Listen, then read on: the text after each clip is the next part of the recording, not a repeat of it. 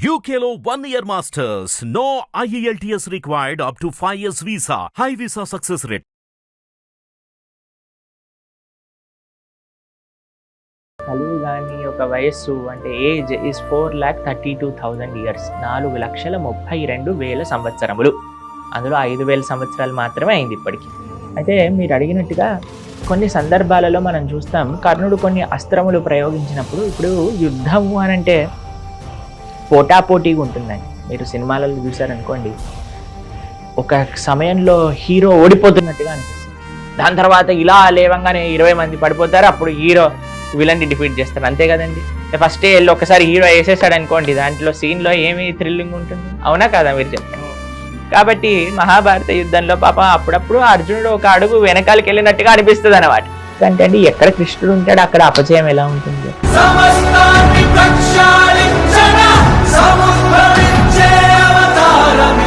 అందరూ నిజంగా నేను చాలా ఓపెన్గా చెప్తున్నాను, ఎవరైతే మతం మారారో దే ఆర్ బిగ్ ఫూల్స్. ఇంత కూడా తెలివితేటలు అంటే వాళ్ళని అంటారు చూడండి, ఒక పశువుతో పోలుస్తారు. నిజంగా అలాంటి బుద్ధి ఉన్న వాళ్ళే. అయితే ఇక్కడ కృష్ణ భగవానుడు మానవ జన్మలో జన్మించడం జరిగింది. శంఖ చక్ర గదా పద్మావులు పట్టుకొని పట్టు పీతాంబరం కట్టుకొని జుట్టుతో కిరీటంతో ఆయన పుట్టాడు. ఆయన మనిషి అని ఎలా అంటాం?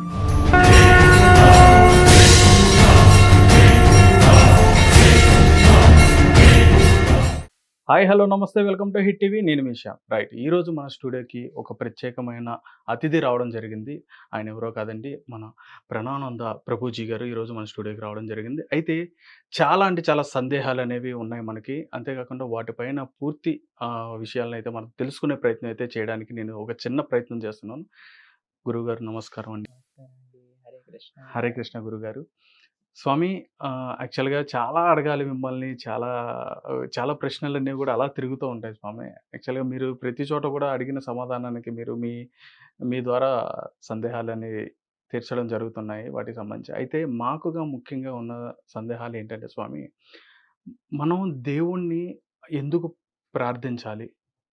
అసలు భగవంతుడు నిజంగా మనకు వస్తున్న ఈ కాలంలో పురాతన నుంచి కూడా మనమంతా ఒక భగవంతుడిని పూజించుకుంటూ ఇట్లా వచ్చేస్తున్నాం. ఒక ఆచారంగా వస్తున్నాం. ఇప్పుడున్న సందేహం ఏంటంటే అసలు నిజంగా దేవుడిని ఎందుకు పూజించాలి? ఎందుకంటే ఇప్పుడున్న టెక్నాలజీని చూసుకొని అందరూ కూడా మనం సృష్టించుకున్నదే కదా అని చెప్పన్నట్టుగా ఉన్నాం ప్రతి ఒక్కరు కూడా. దీనికి ఏ విధంగా? మనం సృష్టించుకున్నాం, కానీ దేని నుంచి సృష్టించుకున్నాం? భగవంతుడు ఇచ్చిన దాంట్లోంచే కదా. ఇప్పుడు ఈ టేబుల్ చేయాలి అని అంటే భగవంతుడు ఇచ్చిన చెట్ల నుంచే కదా టేబుల్ చేసింది. మనం అనేదన్న పదార్థాన్ని సృష్టించామా? మనం జస్ట్ మార్చామంతే భగవంతుడు ఇచ్చిన దాన్ని. కాబట్టి దేన్నైతే ఆధారంగా చేసుకొని మన జీవనాన్ని నడుస్తున్నామో, ఇప్పుడు చూడండి, ఒక చిన్న పిల్లవాడు ఏదన్నా ఒక పెద్ద ఆయన వచ్చి ఒక బిస్కెట్ ఇచ్చారనుకోండి, థ్యాంక్ యూ అండి అని చెప్తారు. మనం ఏంటి అంటే ప్రార్థన అంటే ఏం లేదండి, భగవంతుడిని ఏదో అడగాలి ఏదో చెయ్యాలి అని కాదు. స్వామి ఇచ్చిన దానికి ఆయనకి కృతజ్ఞత చెప్పుకోవటమే ప్రార్థన అని అంటే. భగవంతుడిని ఎందుకు ప్రార్థన చేయాలి, ఎలా ప్రార్థన చేయాలని మీరు అంటున్నారు కదా. అరే ఇంత వచ్చింది, ఇంత టెక్నాలజికల్ అడ్వాన్స్మెంట్ ఉంది, ఇంత పెద్ద బిల్డింగ్ కట్టేసాము, ఇన్ని మైకులు వచ్చేసాయి, టేబుల్లు వచ్చేసాయి, ఫోన్లు వచ్చాయి, కంప్యూటర్లు వచ్చాయి. గాలి లేకపోతే బతుకుతామా అండి? సూర్యుడు లేకపోతే బతుకుతామా అండి? చంద్రుడు లేకపోతే జీవిస్తామండి? వాటర్ లేకపోతే నడుస్తాయా అండి? మరి ఇవన్నీ భగవంతుడు ఇచ్చిందే కదా. వాటన్నిటిని మనం వాడుకుంటున్నాం కదా. ఇప్పుడు ఒక నది నుంచి నీరు మన ఇంటి దగ్గర తెచ్చాడనుకోండి, వాటర్ బిల్ కట్టాలి గవర్నమెంట్కి. ఎలక్ట్రిసిటీ మన ఇంటి దగ్గరకు వచ్చిందనుకోండి, ఎలక్ట్రిసిటీ బిల్లు కట్టాలి, అంతే కదా. కానీ భగవంతుడు ఇంత ఇచ్చాడు, కానీ బిల్లు అడగలేదు, ఎప్పుడు పేమెంట్ అడగలేదు, ఎప్పుడు మన ఇంటి పైన ఎవరినో పంపించి ఏయ్ డబ్బులు కట్టు అని అనలేదు. ఆయన జబర్దస్తి చేయలేదన్నమాట మన పైన. మనం ఏం చేయాలి అని అంటే, అయ్యో స్వామి, అరే ఇంత వాడుకుంటున్నాం కదా, భగవంతుడు ఇచ్చిన మంచి జన్మ ఇచ్చాడు, మంచి తెలివితేటలు ఇచ్చారు, మీరు ఇందాక అన్నారు ఇంత టెక్నాలజీ అడ్వాన్స్మెంట్ చేయగలిగిన ఒక శక్తి మనకు కనిపించింది. ప్రార్థన అంటే ఏం లేదు, thank you God, I'm very grateful to you, నేను ఎంతో కృతజ్ఞత మీకు తెలుపుకుంటున్నాను, మీకు ఏదైనా సేవ చేయొచ్చా, how can I serve you, ఇదే ప్రార్థన అంటే. Thank you, how can I serve you, ఇదే ప్రార్థన చేయాలి. ఖచ్చితంగా గురువుగారు. అయితే గురువుగారు, ఇప్పుడు చాలా మందికి కూడా ఏంటంటే కలియుగం అనేది, అంటే రీసెంట్గా సినిమాలు చూసిన బట్టో అంటే ఆ వర్డ్ అనేది ఎక్కువగా ప్రజల్లోకి వెళ్ళడం జరిగింది. ఇంతకుముందు గతంలో కొంతమంది పెద్దవాళ్ళు చెప్పినప్పుడు కానీ, లేకపోతే మన గీతలో కానీ ఇటువంటి సందర్భంలో కలియుగానికి సంబంధించిన ఒక విషయం అనేది ఉంటుంది. కానీ ఒక సినిమా ప్రభావం వల్ల ఏంటంటే ఇప్పుడు ప్రతి ఒక్కరు కూడా కలియుగం అంతం అనేది జరుగుతుందా, ఇప్పుడు మనం కలియుగంలో ఉన్నాం కదా, ఈ అంతానికి ఆరంభం ఏంటి, అదేవిధంగా ఎట్లా ప్రారంభమైంది? ఎట్లాగా ముగుస్తది? అనే ఈ సందేహాలు గూడా ఉన్నాయి స్వామి. అంతా కంగారు పడాల్సిన అవసరం లేదు. ఇప్పట్లో అయిపోదు కలియుగం. హ్మ్. కలియుగాని యొక్క వయస్సు అంటే ఏజ్ ఈస్ 4,32,000 ఇయర్స్. 4,32,000 సంవత్సరములు. అందులో 5,000 సంవత్సరాలు మాత్రమే అయింది ఇప్పటికి. హ్మ్. కృష్ణుడు అవతార పరిసమాప్తి చేశాక ఇప్పటికి మనం చూసుకుంటే 5,000 సంవత్సరాలు సుమారుగా మనకు గడిచింది. ఎప్పుడైతే కృష్ణుడు అవతార పరిసమాప్తి చేశారో కలియుగం ప్రారంభమైంది. హుహు. కాబట్టి మనకి చాలా సమయం ఉంది. ఇప్పటికే చాలామంది అంటున్నారు, ప్రభు కలి ప్రభావం చాలా ఎక్కువైపోయింది. ఇంకా ముందుకెళ్తే ఇంకెలా ఉంటుందో ఆలోచన చేయాలి మనం. కాబట్టి ఇప్పుడు కరెక్ట్ ఏజ్ అన్నమాట. మనకి మంచి భక్తి మార్గంలో ధార్మికంగా ఉండడానికి. ముందు ముందు వెళ్తే అది ఇంకా కఠినమైపోతుంది. హ్మ్. ఎందుకంటే పరిస్థితులు చాలా క్లిష్టమైపోతాయి అని చెప్తారు. భాగవతం మనకి కొన్ని ప్రాఫెసీస్ ఉంటాయి. అందులో భాగవతం మనుషుల యొక్క వయస్సు తక్కువైపోతుంది. తర్వాత పొడవు తక్కువైపోతారు. ఏమి పని ఎక్కువగా చేయలేని పరిస్థితిలోకొచ్చేస్తారు. తర్వాత అందరూ కూడా అరణ్యంలోకి పారిపోతూ ఉంటారు. చాలా విషయాలు చెప్తారండి కలియుగం గురించి. చాలా హ్మ్. భయంకరమైన పరిస్థితికి దారితీస్తుంది ఈ కలియుగము అని మనకి శాస్త్రములు ప్రస్తావన చేస్తున్నాయి. కానీ దానికి ఇంకా ఘోర కలియుగం ఇప్పుడు సంధికాలం అంటారనమాట. హ్మ్. అంటే ద్వాపర యుగం, కలియుగం. ఈ రెండిటికి సంధికాలం 10,000 సంవత్సరాలు. అందులోనే ఇప్పుడు మనం ఇలా ఉన్నాం. ట్రాన్సిషన్ పీరియడే ఇంత భయంకరంగా ఉంటే రియల్ కలియుగ వచ్చేటప్పుడు ఎలా ఉంటుంది చెప్పండి? కాబట్టి కలో దోష నిదే రాజన్ అస్తి ఏకోన్ మహాన్ గుణాన్ కీర్తనాదేవ కృష్ణస్య ముక్త సంగ పరం వ్రజేత్. కలి నిజంగా చాలా కఠినమైనదే అండి. కానీ కలియుగంలో కేవలం భగవంతుడి యొక్క నామస్మరణ చేయటం వల్ల ఈ కలి ప్రభావం మొత్తం కూడా పోతుంది అని మన శాస్త్రములు చెప్తున్నాయి అన్నమాట. హ్మ్. కాబట్టి కలియుగాంతం జరుగుతుంది తప్పకుండా. ప్రతి యుగాంతము అనేది ఉంటుందన్నమాట. దాని తర్వాత మళ్ళీ మనకి సర్కిల్. మన టైమ్ సైక్లిక్, లీనియర్ కాదు. అంటే కృతయుగం, త్రేతాయుగం, ద్వాపరయుగం, కలియుగం. కృతయుగం, త్రేతాయుగం, ద్వాపరయుగం, కలియుగం. ఇట్లా నడుస్తూ ఉంటుందన్నమాట. హ్మ్. కాబట్టి ఒకసారి కలియుగం అయిపోయాక కల్కి అవతారం వస్తుంది మనకు తెలుసు. ఆ కల్కి అవతారం వచ్చి అందరిని సంహరించేందుకంటే అప్పుడు మాట వినేవాడు ఎవడు ఉండడు అనమాట. కాబట్టి సంహారం చేసి అందరినీ మళ్ళీ ఎవరైతే కొంతమంది ధర్మాత్ములు ఉన్నారో వాళ్ళతో మళ్ళీ కృతయుగం అనేది ప్రారంభం అవుతుంది ఆహాహా! అనేది. అదే స్వామి. అయితే ఇక్కడ కలియుగంలో కల్కి అవతారం వస్తుంది. అది గూడా 10వ అవతారమా? 11వ అవతారమా? 11th అవతారం అని అంటారు. 10th అవతారం అంటారు. ముఖ్యంగా శ్రీకృష్ణుడి యొక్క దశావతారములు అని మనం స్వీకరిస్తే మనకి కల్కి యొక్క అవతారం 10వ అవతారంగా ఆ ప్రధానమైన ముఖ్యమైన అవతారములలో ఒకటిగా చెప్తారు. ఆహాహా! అదే స్వామి. అయితే ఇక్కడ ముఖ్యంగా స్వామి మనం భాగవతంగా తీసుకున్నా గాని మహాభారతంలో అంటే ఇప్పుడు చూపిస్తున్న అంటే సినిమా తీసినా గాని ఆ గ్రంథాలనేవి కొంచెం వాళ్ళు ఫాలో చేసిన తర్వాతనే వాళ్ళు తీయడం జరుగుతుంది. అందులో చాలా వరకు ఏంటంటే లాస్ట్ పార్ట్‌లో శ్రీకృష్ణుడు ఉన్న అర్జునుడు, శ్రీకృష్ణుడు రథసారథిగా ఉన్న శ్రీకృష్ణ పరమాత్ముడు ఉన్న రథాన్ని కూడా కదిలించే విధంగా కర్ణుడు యొక్క శక్తిని చూపించారు. అంటే ఇక్కడ ఎలా తీసుకోవాలి స్వామి? అంటే నిజంగా కర్ణుడు అంత శక్తివంతుడేనా? అయితే మీరు అడిగినట్టుగా కొన్ని సందర్భాలలో మనం చూస్తాం కర్ణుడు కొన్ని అస్త్రములు ప్రయోగించినప్పుడు ఇప్పుడు యుద్ధము అనంటే పోటాపోటీగా ఉంటుందండి. మీరు సినిమాలలో చూసారనుకోండి, ఒక సమయంలో హీరో ఓడిపోతున్నట్టుగా అనిపిస్తది. దాని తర్వాత ఇలా లేవంగానే 20 మంది పడిపోతారు. అప్పుడు హీరో విలన్‌ని డిఫీట్ చేస్తారు. అంతే కదండీ! ఫస్టే ఎళ్లి ఒక్కసారి హీరో ఏసేసాడనుకోండి దాంట్లో సీన్‌లో ఏమి థ్రిల్లింగ్ ఉంటుంది. అవునా కాదా మీరు చెప్పండి? అవును. కాబట్టి మహాభారత యుద్ధంలో పాపం అప్పుడప్పుడు అర్జునుడు ఒక అడుగు వెనకాలకెళ్ళినట్టుగా అనిపిస్తదనమాట. కానీ హీరో అర్జునుడే అక్కడ. కాబట్టి కొన్ని అస్త్రములతో ఈయన కొద్దిగా వెనకంజలో ఉన్నాడు. ఎందుకంటే అండి ఎక్కడ కృష్ణుడు ఉంటాడో అక్కడ అపజయం ఎలా ఉంటుంది చెప్పండి? ఎత్ర యోగీశ్వర కృష్ణో ఎత్ర పార్థో ధనుద్ధర. వాళ్ళిద్దరున్నాక అక్కడే విజయం ఉంటుంది. హ్మ్. కానీ మీరు తెలుసు గదా! ఇప్పుడు ఫైటింగ్‌లో హీరో గెలుస్తాడా? విలన్ గెలుస్తాడా? అంటే హీరో గెలుస్తాడు. కాబట్టి ఆయన అంత లూజింగ్ పొజిషన్‌లో ఉన్నా ఇప్పుడు ఏదో ఒక ట్విస్ట్ రాబోతుంది అని జనాలకందరికీ తెలుసు. కాబట్టి అంత మాత్రం చేత 2 సార్లు ఏదో ఈయన ఎనకాలకెళ్ళిపోయాడు, ఈయన ఇదైపోయాడు అన్న చేత కర్ణుడు చాలా గొప్పవాడు అని కాదండి. ఎన్నో సందర్భములలో అర్జునుడి యొక్క శక్తి, కర్ణుడి యొక్క శక్తి మ్యాచింగ్ కాదు. కర్ణుడు ఎన్నో సందర్భములలో అర్జునుడి కంటే వీక్ అని మహాభారతమే చెప్తుంది. హ్మ్. ఒకసారి గంధర్వులు కర్ణుడిని ఓడిస్తారు. అదే గంధర్వులను అర్జునుడు గెలుస్తాడు. ఒకసారి ద్రుపదుడి యొక్క రాజ్యానికెళ్ళి కౌరవులందరూ కర్ణుడితో సహా ప్రయత్నం చేస్తూ ఓడించడానికి ఓడించలేరు. కానీ అర్జునుడు వెళ్ళినప్పుడు ఓడించగలిగాడు. హ్మ్. కాబట్టి ఈ ఎన్నో సిట్యుయేషన్స్‌లో మనం చూస్తాము. అర్జునుడు కంటే కర్ణుడు శక్తిలోను, క్యారెక్టర్‌లోను అన్నిట్లో చాలా వీక్. హ్మ్. కానీ అర్జునుడు పరమ భక్తుడు, భగవంతుడి యొక్క భక్తుడు.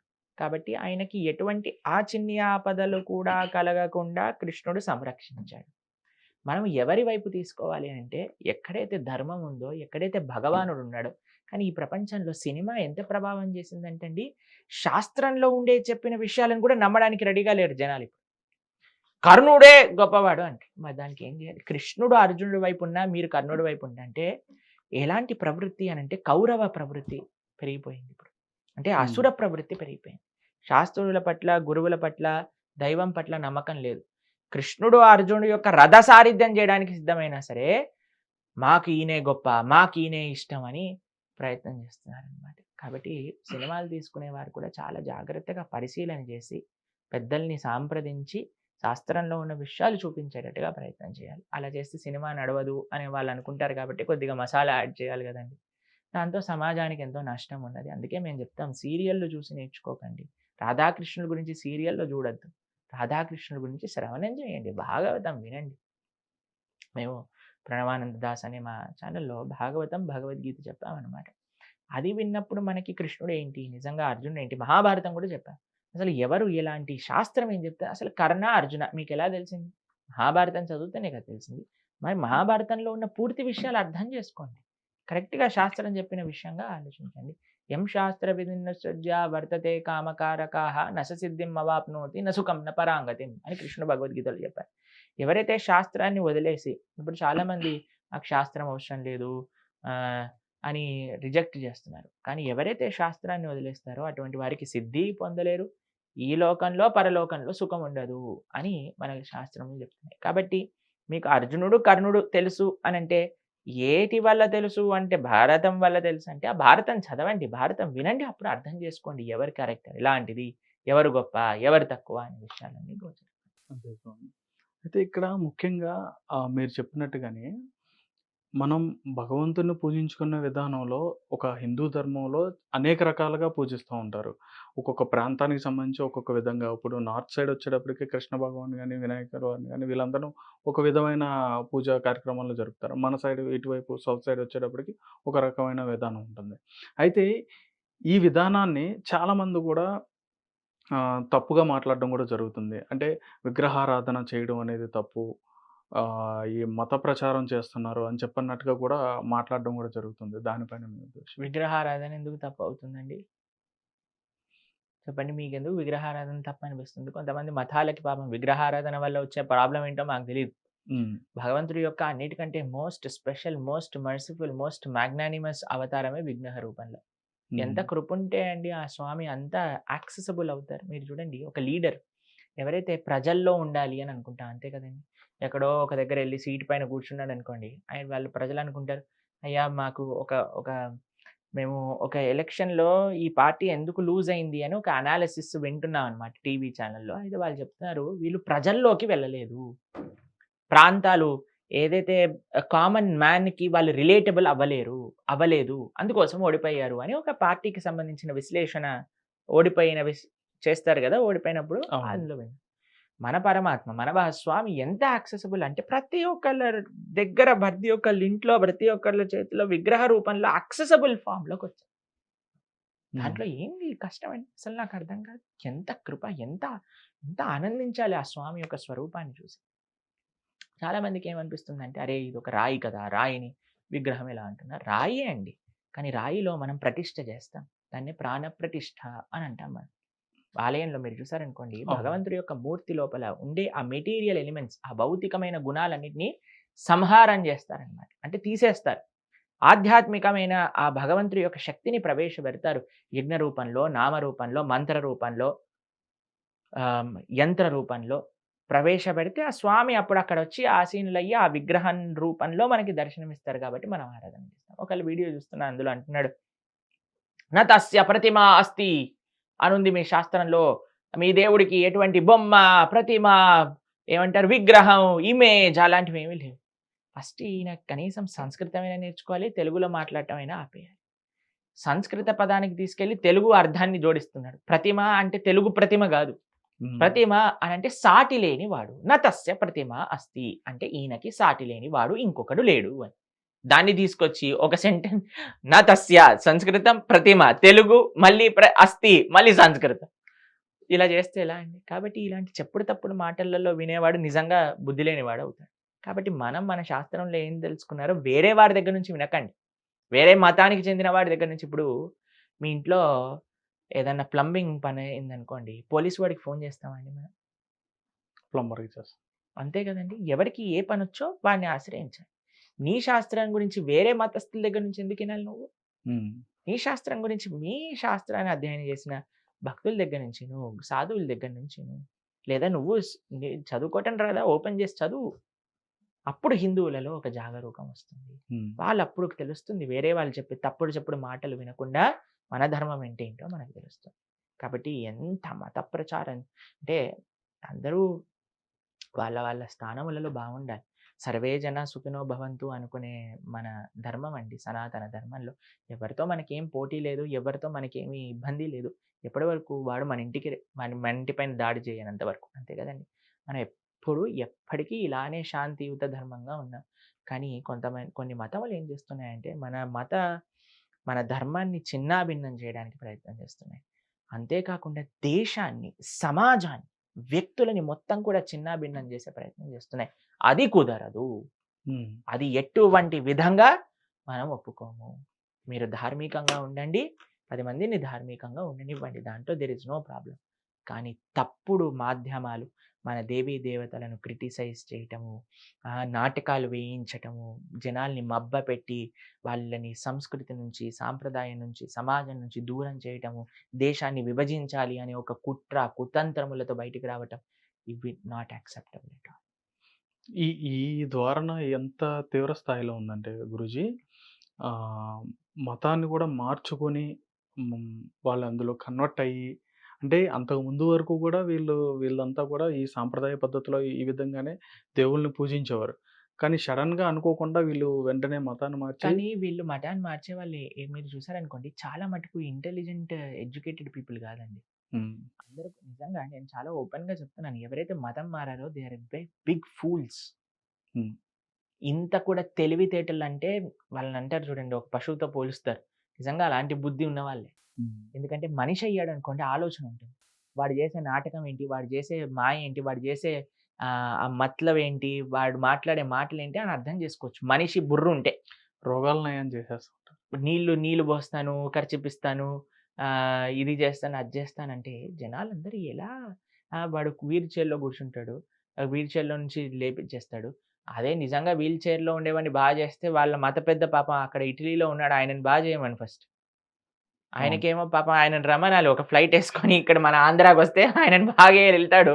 పాపం ఆయనేమో అలా బాధపడుతున్నాడు. వీళ్ళందరూ లేసి గంతులేస్తున్నారనమాట. ఎంత విచిత్రం కళ్ళు చెప్పండి. లేని వాళ్ళకి కళ్ళు తీసుకొస్తా ఉంటారు. ఇక డాక్టర్లని మానేసేయండి. అందరూ వీడినే పెట్టేసేయండి అయిపోద్ది. డాక్టర్ చదువులు ఆపేసేయండి ఇండియాలో. ఇంకేముంది చెప్పండి బ్రహ్మాండంగా. పాపం డాక్టర్ పొద్దునంతా రాత్రనక నిన్నే ప్రభుజీ చదవలేకపోతున్నాను ప్రభుజీ 6 ఏళ్ళు అయిపోయింది ఇంకా కష్టపడాలి ప్రభుజీ ఏదో ఒకటి అని వాళ్ళు పాపం బాధపడుతుంటే వీళ్ళేమో నిమిషానికి రోగాలు నయం చేసేసి, అవి చేసేసి, ఇవి చేసేసి ఎంత బుద్ధి లేనితనం అండి అసలు ఇది. ఎంత అన్యాయం అసలు. ఎంత ఎంత అంటే ఈ జనాలు ఎవరైతే అక్కడికెళ్తున్నారో వాళ్ళు ఎలాంటోళ్ళో అర్థం చేసుకోండి అసలు.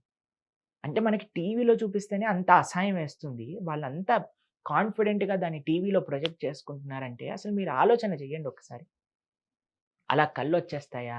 అలా ఇది చేసేస్తారా? డబ్బులొచ్చేస్తాయి. ఏమనుకుంటున్నారు జీవితం అంటే? ఒక్కొక్క వ్యక్తి ఎంత కష్టపడితే ఒక స్థాయికొస్తాడో, ఒక కష్టం పోవాలంటే ఎంత దీంతో కూర్చుకున్న అది అంటే ఎంతమంది పడుతున్నారు. అంటే ఎలాంటి వాళ్ళు వీళ్ళంటే నిజంగా బుద్ధి లేని వాళ్ళే. బుద్ధుంటే ఆ పనెందుకు చేస్తామండి? ఇప్పుడు పక్కింటి వాడి దగ్గరికెళ్ళిపోయి వాళ్ళ ఇల్లు బాగుంది కదా! అని నేను వెళ్ళిపోతానా ఇంటికి? అరే నా తల్లిదండ్రులు వాళ్ళు కష్టపడి నన్ను పెంచుతారు. కష్టమో, సుఖమో నా తల్లిదండ్రుల దగ్గర నేను ఉంటాను అని అనుకుంటారు గానీ, వాళ్ళ ఇంట్లో డబ్బులున్నాయి కాబట్టి నేను టాటా బాబాయ్ అమ్మా, నాన్న నువ్వు కష్టాలు నువ్వు పడు నేను వెళ్ళిపోతాను అంటారా అండి? అలాంటి వాడు ఇప్పుడు మీకు ఆ విషయం తెలుసా? అక్కడికెళ్ళి ఇప్పుడు నేను చూస్తానండి చాలామంది ఎవరైతే ఇలాంటి మత మార్పిడి చెందుతారో వాళ్ళ లోపల పైత్యం ఎక్కువగా ఉంటుంది. వాళ్ళ లోపల ఆ రకమైన ఒక తీవ్రమైన ఒక వ్యతిరేక భావనలన్నీ ఉంటాయి. జనాల పట్ల, ఇతర మతస్థుల మన ధర్మం ఎంత గొప్ప ధర్మం అండి అసలు సనాతన ధర్మం. అసలు సర్వే భవంతు సుఖినః, సర్వే సంతు నిరామయ, సర్వే భద్రాని పశ్యంతు. అందరూ బాగుండాలి, అందరికీ మంచి జరగాలి, అందరూ సుఖంగా ఉండాలి, ఎవ్వరికీ ఏ ఇబ్బంది అని గొప్ప ప్రార్థన చేసే మతం నుంచి మనం ఎక్కడికి వెళ్ళిపోతున్నాం అసలు? దేశం ఎటు, పరిస్థితి మొత్తం ఎలా, మన సంస్కృతి సాంప్రదాయాలు. నాకు ఒక్కొక్కసారి అనిపిస్తుంది వీళ్ళు పోతే పోయారు, నిజంగా మన లోపల నుండి చెత్త పోయింది అనిపిస్తుంది. నిజంగా చూసారంటే మీరు, ఎందుకంటే అలాంటి భావన లేను, భక్తి లేను మన మన పెద్దలు, ఆచార్యులు అసలు ఎంత సాక్రిఫైస్ చేశారండి. అసలు ఎంత సాక్రిఫైస్ చేశారు వాళ్ళ ధర్మాన్ని నిలబెట్టుకోవడానికి. మీరు ఒక విషయం చెప్తాను, ఆశ్చర్యపోతారు. మన సిక్ ధర్మం మీకు తెలుసు కదండి, సిక్కిజం అందులో వాళ్ళు ధర్మ పరిరక్షణ కోసం పాటుపడేవారనమాట. ఎప్పుడైతే ఆ కింగ్స్ ఎప్పుడైతే వాళ్ళని, నవాబ్స్, మొఘల్స్ ఉంటారు కదా, వాళ్ళు మీరు ధర్మం మారండి అని చెప్తే, చిన్న పిల్లలండి, ఒక ఆయన 11 years అనుకుంటే, ఇంకొకళ్ళు 6-7 years అనుకుంటే, అన్నా తమ్ముళ్ళు ఇద్దరిని వాళ్ళు సజీవంగా గోడ కట్టేశారనమాట వాళ్ళ పైన.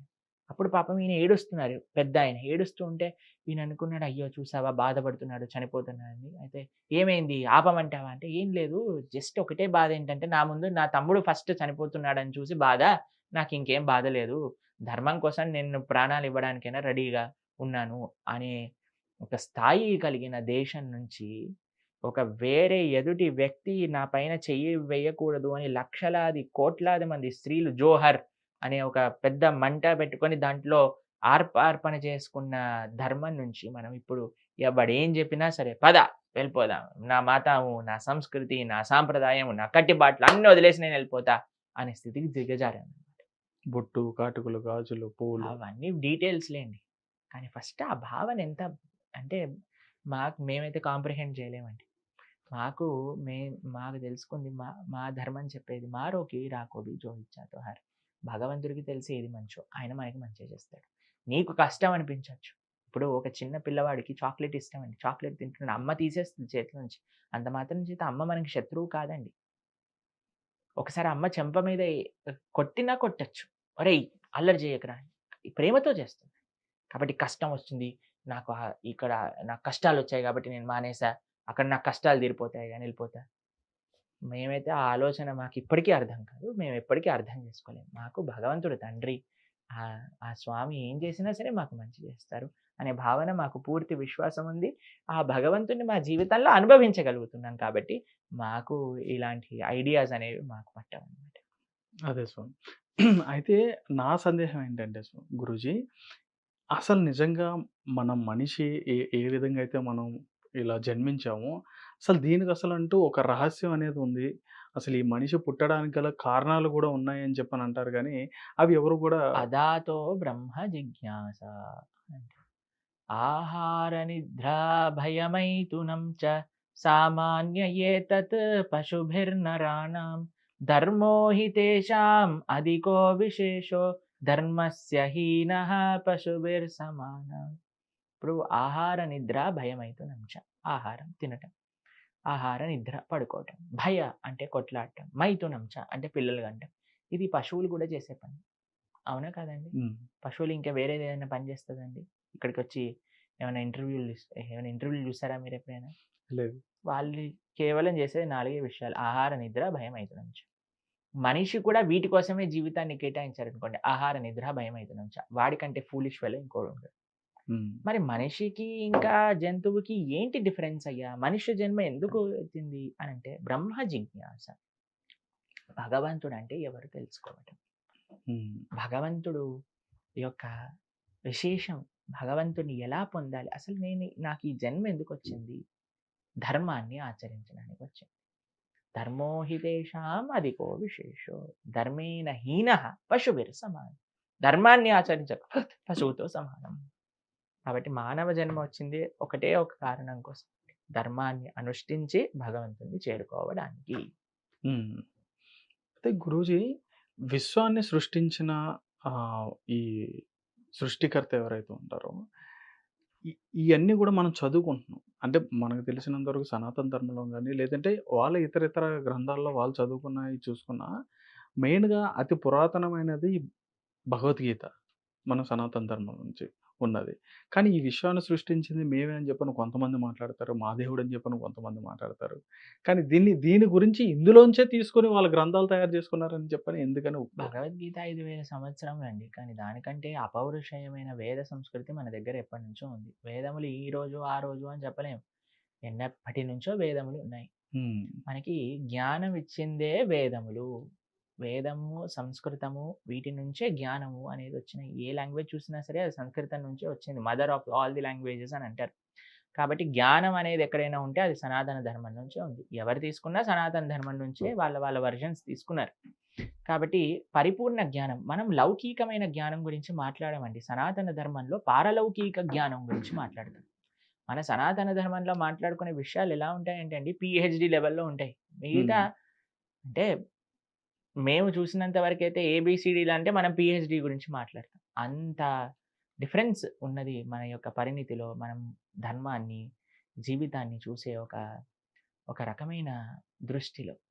కాబట్టి మిగతా ధర్మాలు తప్పు, వాళ్ళేదో చెడు చేస్తున్నారు అని మనం అంటే ఎవరి ధర్మం వాళ్ళకు ఉండనివ్వండి. వాళ్ళు చక్కగా ఆచరించుకోవాలి. మీకొక విషయం తెలుసానండి, మనకి ఏ ధర్మంతో ఏ ప్రాబ్లమ్ ఉండకూడదండి. హ్మ్. వాళ్ళ ధర్మాన్ని అనుష్ఠానం చేసుకుంటే మనకి ఏం ప్రాబ్లం లేదు. మనదెక్కువ, వాళ్ళది తక్కువ ఇలాంటి మాటల కంటే అందరం కలిసి అన్నాతమ్ముల్లాగా ఉండాలి అనే ఒక భావన కలిగి ఉండటం మంచిదే. కానీ నువ్వొక్కడివే అన్నాతమ్ముడుగా ఉండాలి అని అనుకోవటం ఆపదైపోయింది ఇప్పుడు. హ్మ్. నువ్వు అన్న అంటున్నావు, కానీ వాడు నిన్ను దుష్మన్‌గా చూస్తున్నాడు. అది ప్రాబ్లమ్ అయిపోయింది. కానీ మనమేమంటున్నామంటే వసుదైవ కుటుంబకం. జనకో దేవః అఖిల దయాళు జననీ పృథ్వీ కామదు కాస్తే. జనకో దేవకః అఖిల దయాళు. అయినా భగవంతుడు అందరికీ తండ్రి. ఈ మతం, ఆ మతం అన్న వాళ్ళకి కాదండి. అందరికీ పితా పరమాత్మ శ్రీకృష్ణ భగవానుడు. కానీ అయ్యా మీకు ఒక్కొక్క ప్రాంతానికి తగ్గట్టుగా, ఒక్కొక్క సమయానికి తగ్గట్టుగా, ఒక్కొక్క వ్యక్తికి తగ్గట్టుగా ధర్మము మారింది. ఈ మతాన్ని నువ్వు ఆచరించుకో. వేడే వాడి పైన పడి వారిని ఇబ్బంది పెట్టే ప్రయత్నం చెయ్యకు. వేరే ధర్మాలను క్రిటిసైజ్ చేయడానికి ప్రయత్నం చెయ్యకు. వేరే ధర్మము చెడు కాదండి. దాన్ని అనువర్తించే ప్రజలు ఎవరైతే ఉంటారో దాన్ని ఫెనాటిక్‌గా ఒక పైత్యంతో ముందుకు తీసుకెళ్ళాలి అనే వాళ్ళు ఉంటారో వాళ్ళు ప్రమాదం. ఆ ప్రమాదం సమాజంలో, దేశంలో కనిపించినప్పుడు బాధ. అంతేకాని అందరూ బాగుండాలి అనే ప్రార్థన చేస్తాం. మనం సర్వే జన సుఖినో భవంతు అంటాం కదండీ. కాబట్టి ఆ భావన మన సనాతన ధర్మంలో ఉంది. దాన్ని ఎదుటి వ్యక్తి గౌరవించాలి. అది మేము ఆశించే పని. ఖచ్చితంగా గురూజీ. అయితే ఇక్కడ కృష్ణ భగవానుడు మానవ జన్మలో జన్మించడం జరిగింది అని చెప్పని మనకు తెలుసు. అయితే మానవ జన్మలో జన్మించినాక మనకి గ్రంథం నుంచి వచ్చిందే 16,000 మంది గోపికలను వివాహం ఆడినారని చెప్పని మనకి తెలుస్తుంది. అది ఎలా అని చెప్పి? కృష్ణుడు మానవ జన్మ జన్మించలేదండి. హ్మ్. జన్మ కర్మ చ మే దివ్యం ఏవం యో వేత్తి తత్వతః తత్వాదేహ పునర్జన్మ నైతి మామేతి సో అర్జున. కృష్ణుడు భగవద్గీతలో చెప్పారు, ఎవరైతే నా జన్మ దివ్యమని, నార్మల్ మనుష్య జన్మ కాదు అని తెలుసుకుంటారో వారికి పునర్జన్మ ఉండదు అని శ్రీకృష్ణ భగవానుడు చెప్పారు. ఇంకోటి తెలుసా అండి, చాలా ఆశ్చర్యకరమైన విషయం చెప్తాను. కొంతమంది అంటారు మా వారు పాపం లేకుండా పుట్టారు. కృష్ణుడు ఎటువంటి దేహ సంబంధం లేకుండా పుట్టాడండి. తెలిసినా మీకు అది? వసుదేవుడి యొక్క హృదయంలోకి పరమాత్మ ముందుగా ఆవిర్భవించాడు. వసుదేవుడి యొక్క హృదయం నుంచి దేవకీదేవి యొక్క హృదయానికి వెళ్ళారు. దేవకీదేవి యొక్క హృదయం నుంచి దేవకీ గర్భంలోకి ప్రవేశించారు. ఆ దేవకీ గర్భం నుంచి ఆవిడకి ఏదో పాపం లేబర్ పెయిన్స్ వచ్చాయి. అక్కడ నుంచి కృష్ణుడు దేవకీ గర్భం నుంచి ఆయన సూర్యుడు ఉదయించినట్టుగా ఉదయించేశాడండి. ఎలా ఉదయించాడు తెలుసా అండి? జలధరు దేహు నాజాను చతుర్బాహు సరసీరుజాక్షు విశాలాక్షు నారు గదా శంఖ చక్ర పద్మ విలాసు కంఠ కౌస్తుభని కాంతి భాను కమనీయక సూత్ర కంకణ కేయూర శ్రీవత్సలాంచనాంచిత విహారు సుగుండ ప్రయావత కుంటలగాటు వైఢూర్యం అని గణపరికీటు బాలు పూనేందు జుజాలు సుగుణాల బాలు భక్తలోక బాలు కృపావిశాలు జుజ్జి తిలికించి పొలికించి యోపి చర్యగా వసుదేవుడు చంపే అని మనకి భాగవతం చెప్తుంది. శంఖ చక్ర గదా పద్మావులు పట్టుకొని పట్టు పీతాంబరం కట్టుకొని జుట్టుతో కిరీటంతో ఆయన పుట్టాడు. ఆయన మనిషి అని ఎలా అంటామండి? ఎవరైనా మనుషులు అలా పుట్టడం చూసారా మీరు? ఏడుస్తూ పుడతారు కానీ కృష్ణుడు నవ్వుతూ పుట్టాడు. అమ్మ నాన్న పలకరిస్తూ పుట్టాడు. ఓ దేవకి బాగున్నావా, వసుదేవా బాగున్నావా అని పుట్టాడు. ఆయన మనిషి అంటామండి? ఆయన కృష్ణుడు ఎక్కడ కూడా ఆయన మనిషి అని చెప్పుకోలేదు. ఆయన మనిషిలా బిహేవ్ కూడా చేయలేదు. సాక్షాత్తు భగవంతుడు పుట్టుక నుంచే ఆయన భగవతత్వాన్ని చూపించాడు. 6 రోజులకి పూతన అనే రాక్షసు వచ్చింది. రాక్షసుని సంహరించారు. తృణావర్త, శకటాసుర, కేసి, వృత్రాసుర, ఎన్ని రకరకాలైన అసురులు వచ్చినా అందరినీ సంహరించారు. బ్రహ్మ గారు కూడా ఒక మోహంలో పడిపోతే ఆయనను తీశారు. ఇంద్రుడికి కూడా తన గుణపాఠం నేర్పించాడు. ఇంద్ర నీ స్థాయి నా యొక్క సేవకుడిగా అని.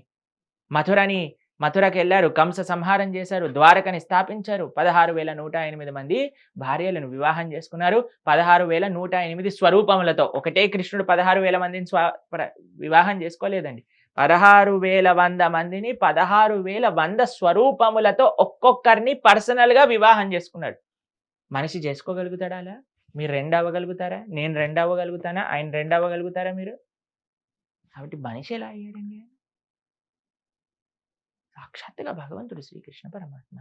కాబట్టి పరమాత్మ చేసిన ఒక్క పనిని మనం ఇది ఇది నేను కూడా చేస్తానంటే ఫస్ట్ నువ్వు గోవర్ధనాన్ని ఎత్తు, తర్వాత పెళ్లి చేసుకో బతుకుంటే. ఇప్పుడున్న కుటుంబ సమస్యల్లో కుటుంబాన్ని ఎవరైతే ఛేదిస్తారో, ఆ సమస్యలను ఎవరైతే ఛేదిస్తారో ఆళ్ళు పెళ్ళికి అర్హులవుతారు రోజు ఇప్పుడైతే. మాకంటారు ప్రభుజీ ఒక కుటుంబాన్ని మేనేజ్ చేయడంలోనే మాకు ఎంట్రుకలన్నీ తెల్లగైపోయాయి. అంటే ఇంకా 16,008 మంది వివాహం చేసుకుంటే ఏమవుతాడు వీడు? కాబట్టి కృష్ణుడు వివాహం చేసుకుంటే మనల్ని ఏమైనా హెల్ప్ అడిగాడండి, నాకు కొద్దిగా ఫైనాన్షియల్‌గా హెల్ప్ చేయండి అని. లేదా 2, 3 భార్యలు వెళ్ళి కోర్టులో కేసేసారా నాకు విడాకులు కావాలని. ఆయన బ్రహ్మాండంగా ఉన్నారు. ఒక్కొక్క భార్యకి బంగారు భవనాన్ని ఇచ్చారు.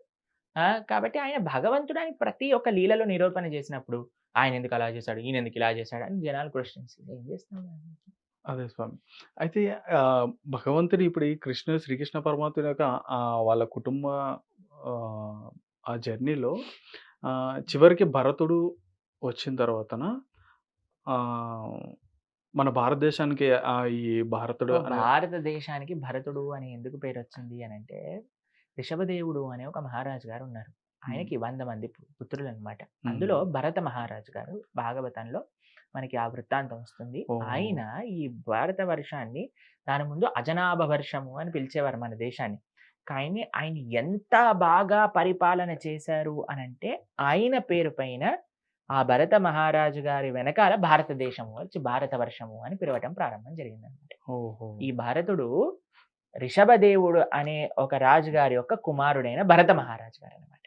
రామలక్ష్మణ భరత శత్రుఘ్నులలో ఉండే భరతుడు కాదు.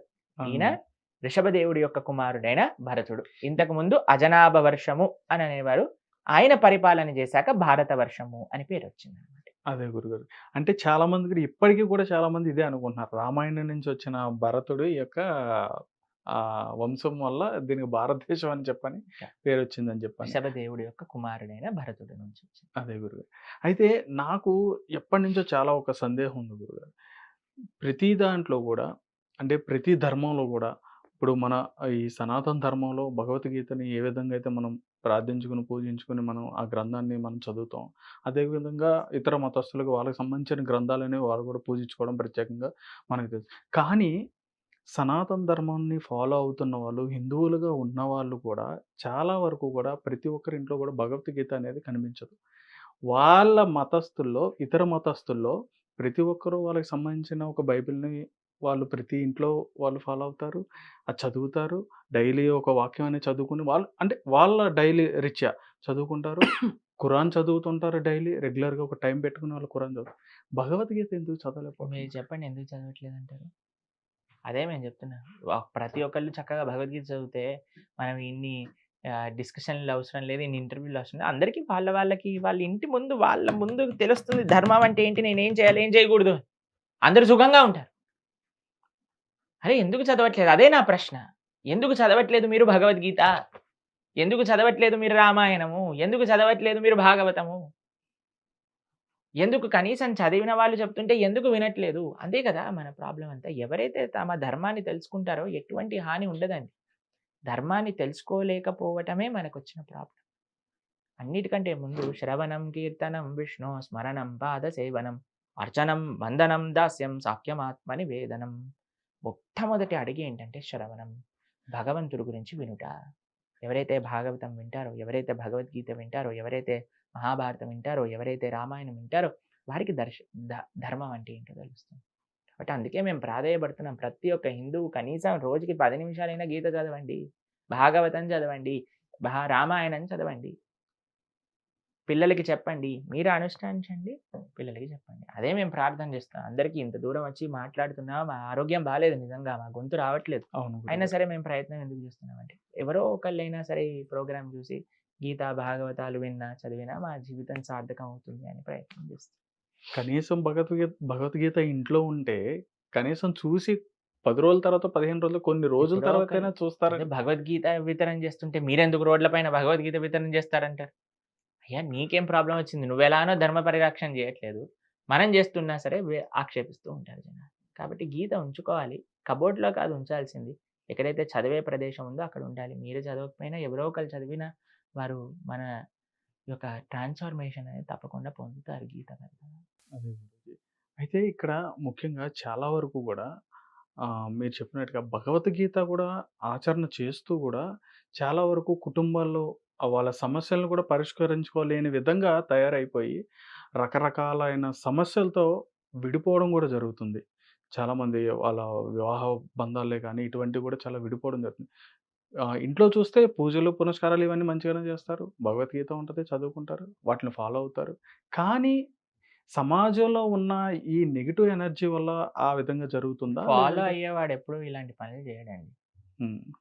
ఫాలో అవ్వాలి. ప్రతి ఒక్కళ్ళు. ఒకళ్ళ ఇంట్లో ఒక్కడు ఫాలో అయ్యి మిగతా వాళ్ళందరూ ఫాలో అవ్వకపోతే ఏంటండి? ఇప్పుడు సెక్యులరిజం అనే కాన్సెప్ట్ ఒక మతం ఫాలో అయ్యి మిగతా వాళ్ళు ఫాలో అవ్వకపోతే అది లాస్ అన్నట్టే గదా! అలానే గీత నేనొక్కడినే ఫాలో అవుతా, ఇంట్లో ఉండేవాళ్ళు ఫాలో అవ్వరు అంటే యాక్చువల్‌గా ధర్మం ఏంటంటే అండి, స్వనిష్ఠితస్య ధర్మస్య సంసిద్ధిర్ హరితోషణం అంటే. మనం ధర్మాన్ని భగవత్ ప్రీత్యర్థం కోసం ఆచరించి ప్రయత్నం చేయాలి.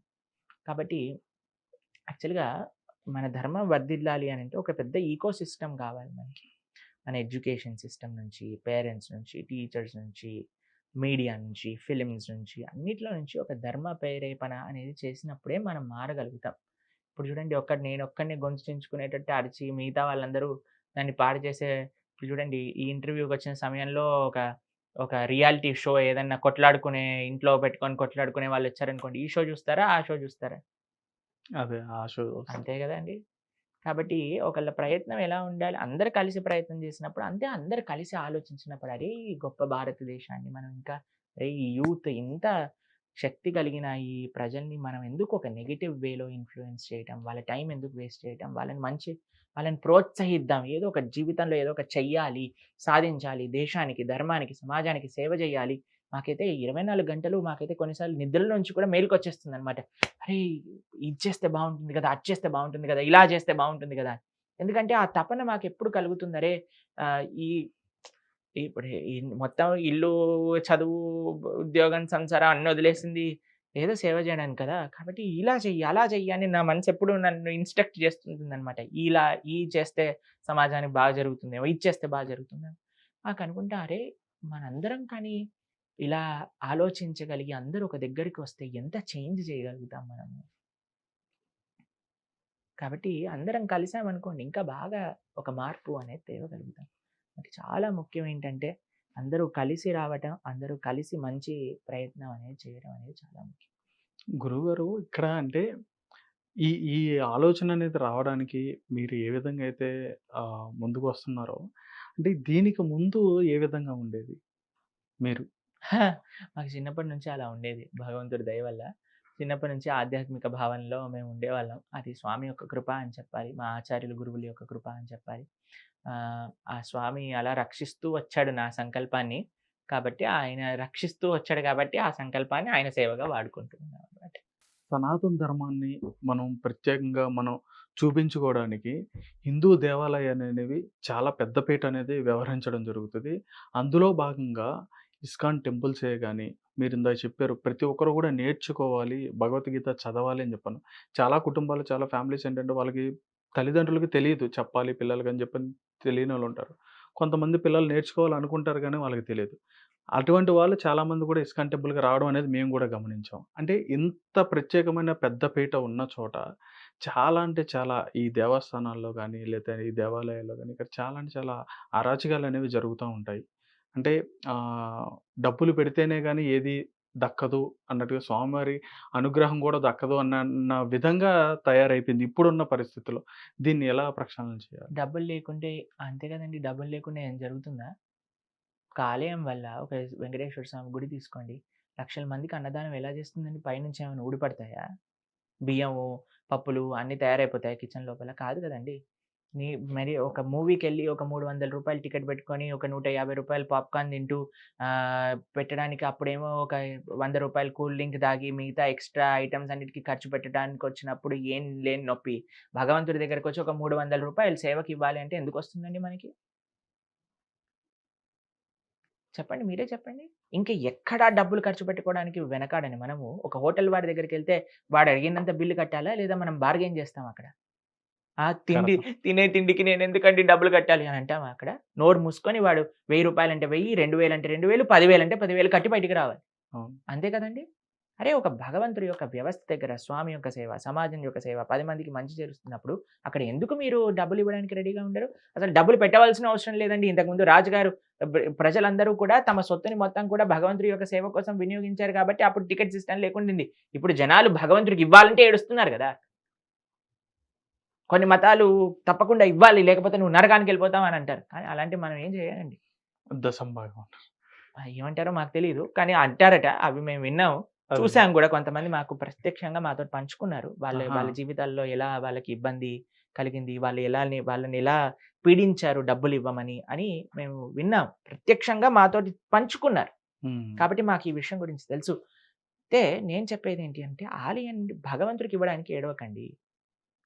భగవంతుడి యొక్క సేవ ఒక వ్యక్తికి ఇస్తే అంటే మనకి తెలీదనుకోండి ఆ వ్యక్తి దాన్ని ఎలా యూజ్ చేస్తారో లేదో మనకు తెలీదు.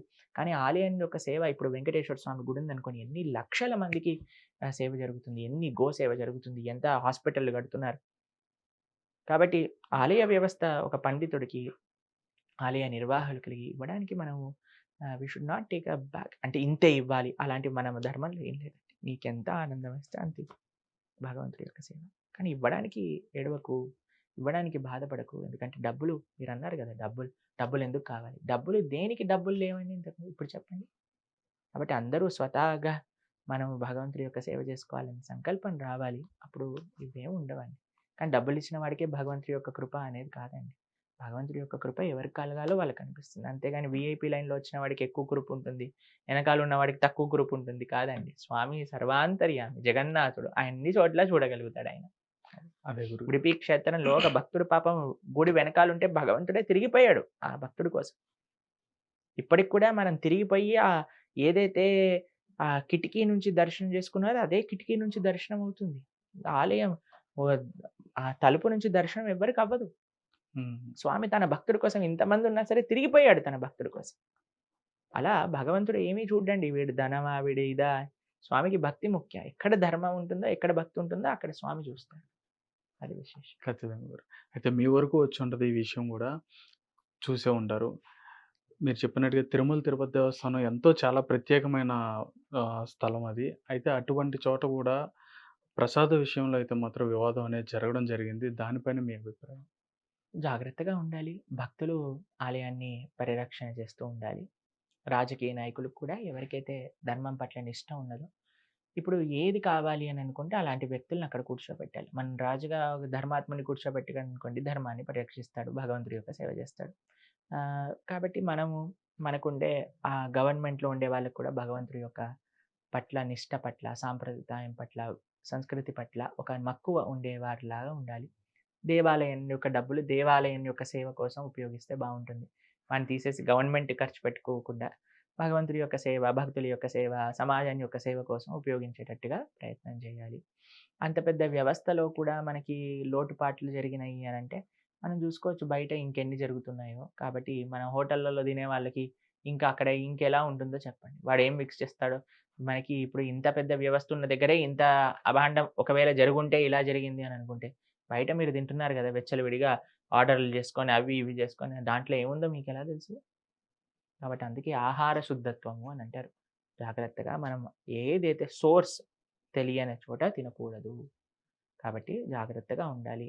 ఆలయ వ్యవస్థ భక్తుల చేతిలో ఉండాలి. చక్కగా సంరక్షిస్తూ ఉండాలి. భగవంతుడు బావుంటే అందరూ బావుంటారు.